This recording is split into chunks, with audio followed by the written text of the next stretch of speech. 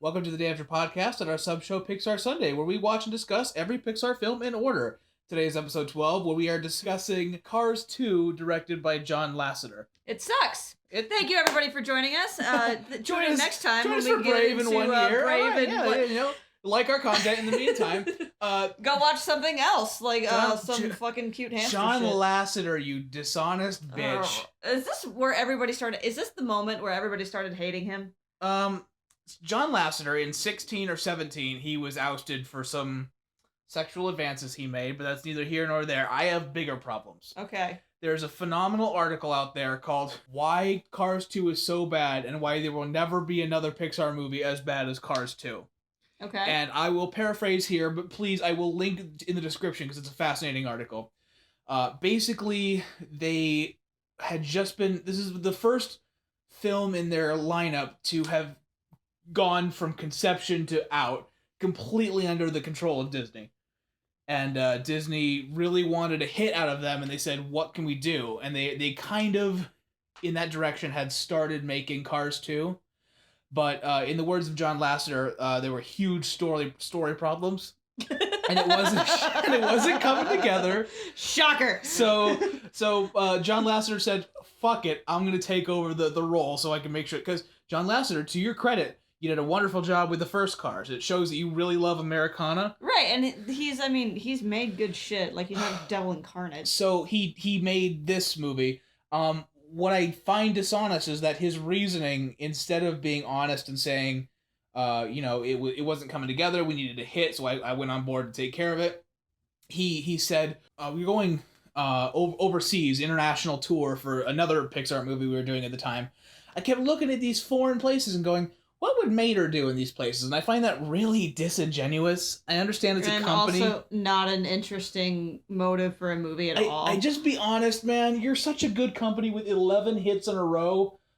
Just tell us you don't have a place for this to go. I understand. In some respects, I will never fault Toy Story 4 because Toy Story 3 made $1 billion. Mm-hmm. It's up there with the gigantic hits like Finding Dory. Yeah. And I haven't seen Finding Dory, but I cannot argue with $1 billion. Or even like the non-Pixar franchises that Disney has made, like Frozen, and I mean those were absolutely major blockbusters. And that's, I don't know, they'd gotten to the point where that's kind of what people expected when their name was attached to it. You've spent other movies in development hell for years, and you're like, what makes you look at this one and go, oh, it's not ready, let's let it cook? You shove it out there. And I don't know if that was Disney's involvement. I don't know what production decision happened, but I went into this movie wanting to give it the benefit of the doubt. I remember kind of seeing it when it came out. I'm like, oh, okay, it's not that.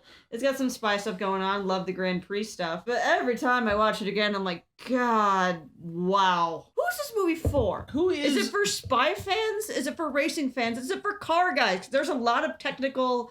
when you get into the makes and models of what cars are lemons and what cars aren't, like, there's a lot of technical know-how there. And I'm like, who is this for? What I appreciate the most is that if there's one thing that I felt like movies are afraid to do that Cars did and Cars 2 absolutely leaned in full hard on, was actually name-dropping science and tech stuff regarding cars. Like, yeah. Like, they're naming Hugos and a bunch of other cars. And Mater's job is to know a bunch of shit despite being an idiot. Right, because he works in repair. He works as a tow truck. That's kind of his bag. And I get that 100%. There are nuggets of this movie where I'm like, oh, there's really something neat there.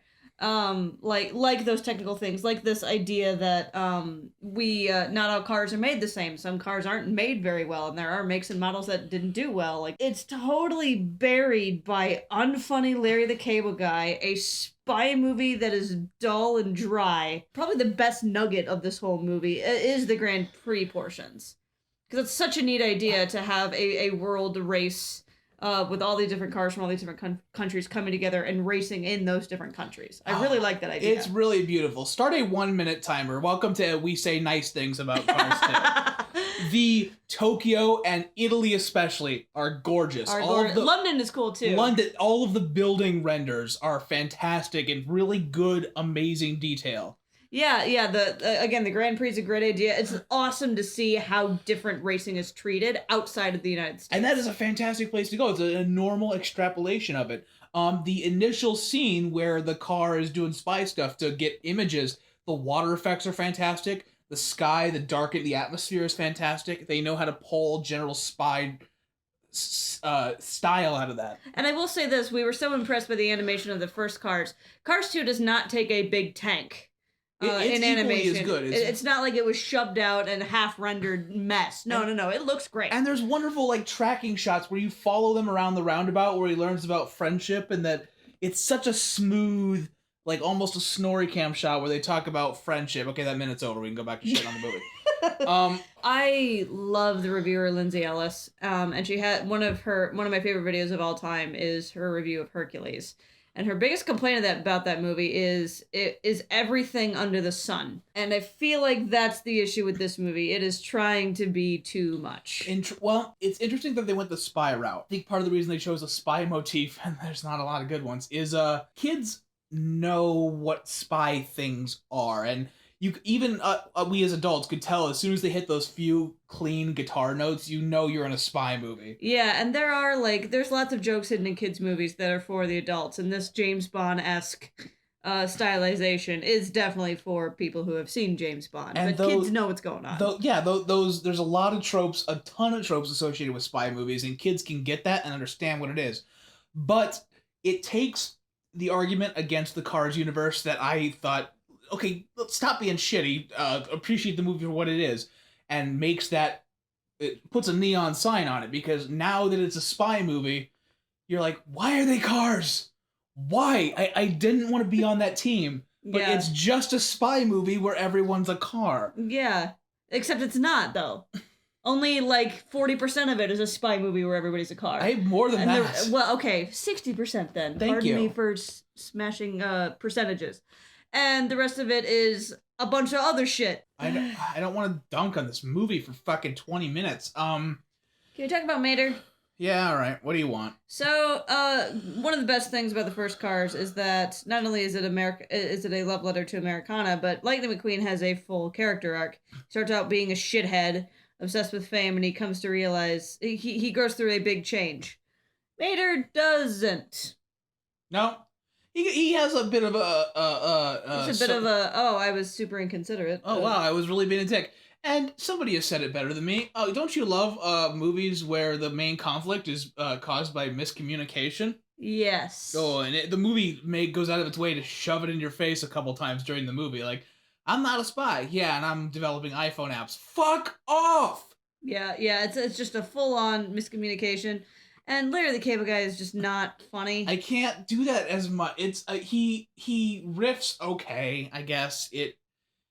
Well, I said it to John, like especially at the Japanese place where he's eating the wasabi and whatever. It feels like this entire time Larry the Cable Guy's just doing a bit. He's not doing a movie. He's doing a riff tracks, which I appreciate. At what he does, he's okay. At his market, he's doing pretty good. Yeah, that's fine in a comedy sketch, not in a movie. What's Michael Caine doing in this movie? Was there an abandoned subplot where Holly Shiftwell wants to be taken seriously as a spy? No, but we abandoned that for... There were flavors of that didn't work out. Yeah. And I don't know if, she's the girl, and then she's Mater's girlfriend, except you never see her again. You fucking don't. Oh, my God. Before we tackle the main driving force of the antagonist, I want to stop off to do an extraordinarily quick Pixar Mainstays. They brought back John Ratzenberger to voice 2 lines as Mac, the red truck that transfers Lightning McQueen from race to race. I figured he needed a break after Toy Story 3. Finest locks in the West. And A113 is briefly seen on the side of one of those big-ass planes. Okay. I'm not the audience for this series. It's a big-ass plane. And it beats Planet Truck very briefly in the ending race at Radiator Springs. Because that guy's already there. Yeah, when you zoom out, you can kind of just see him on the side there. Okay, thank you, welcome back. We had not a fight.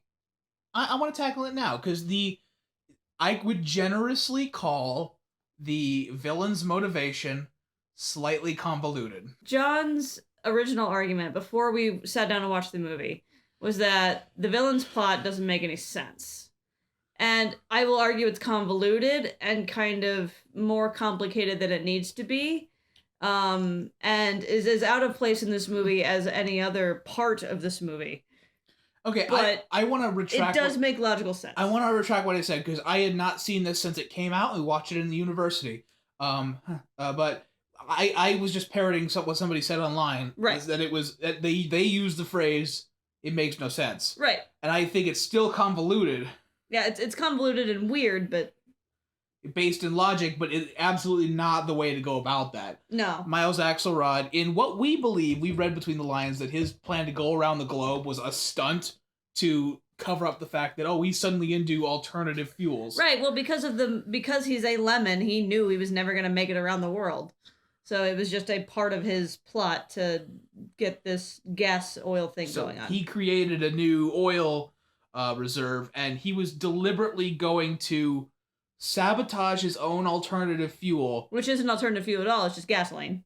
Oh, it is? Oh, you're right. That at the end. You did? Okay, thank you for covering that up.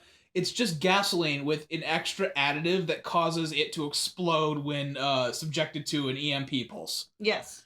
And that was going to cause him to go, you know what, I fucked up. We got to go back to regular gasoline, which it already was. Yeah. So that lemons wouldn't be left behind as a result of this alternative fuel source. Yeah. So he makes up this race where every car has to run on this alternative fuel source. All these cars start blowing off. People start freaking out. Oh my gosh, no, we can't do alternative fuel. It's going to make us explode. So they all go back to gas, making him and the other lemons filthy, stinking rich. What I saying it out loud made me realize this. That's just bioterrorism. Yeah. That's fucked up. It's fucked up. And it's got, in the stupidest Pixar movie, it's got shades of Lots of Hug and Bear, where it's like, that's a little shitty. And it's interesting because it's tackling something that is actually an issue in our world. You know, alternative fuel sources, and the fossil fuels and everything, and we're using them up very quickly, and so we're trying to find electric cars and alternative resources. This is not the place to discuss that, Pixar. He's politicizing alternative fuel.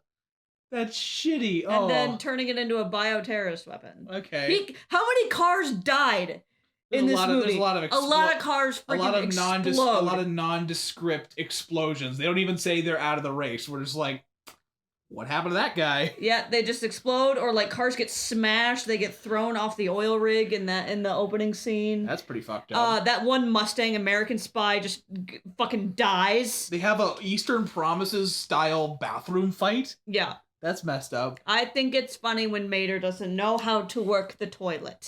Begin the montage. While I'm talking, I'm playing just the offensive stereotypes and the fart jokes and the peeing jokes and the poop jokes. Of which there are enough that I can talk about this while they're all playing in the background. Yeah, and the stereotypes didn't bug me or whatever, mainly because they're only in the Japan one and then they just kind of forget about it. They do fizzle out a little bit, yeah. And again, just like these are so buried by everything else that's going on in this movie, some of which is like, oh, that's so neat, god, that scene admittedly is pretty, and some of which are like, why is Mater in the bathroom again? They're tied to a clock and Mater has a disguise and he's going through his. Isn't it funny that the monster truck's a vampire? I thought that was funny. Come on, give it one. Do you have final thoughts? I'm done talking about this movie. I don't even think it's better than Monsters, Inc. No, it's not. I'd much rather watch Monsters, Inc. I mean, we can't, like, I know we spent 16 minutes here. There's nothing we can say that hasn't been said. You're right, and it's gonna be, to me, is it the worst or one of the worst? But that's for later. Guys, this has been like a weird lightning round on episode 12 of Pixar Sunday. Join us in 1 week where we're discussing 2012's Brave.